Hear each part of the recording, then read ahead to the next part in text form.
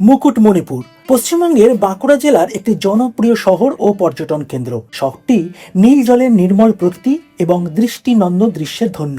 সবুজ অরণ্য, পাহাড়, নদী, নীল জলের লেক আর তাতে ভেসে গিয়ে ডিয়ার পার্ক দর্শন। এরপর পরেশনাথ দেখে শেষ বিকেলে লেকের জলে সূর্যাস্তের দৃশ্য। এ যেন প্রকৃতির সান্নিধ্যে ঘুরে বেড়ানোর এক নতুন অভিজ্ঞতা। এখানেই রয়েছে মুকুটের মতো ভারতের দ্বিতীয় মাটির বাঁধটি। হাওড়া থেকে রাত 11:30টার বোকারো স্টিল সিটি এক্সপ্রেস ধরে ভোর 4টে বাঁকুড়া স্টেশনের বাইরে থেকে ভোর 4:30টার বাস ধরে খাতড়া হয়ে অথবা ভোর 5:10-এর বাস ধরে ডাইরেক্ট মুকুটমণিপুর পৌঁছে যেতে পারবেন।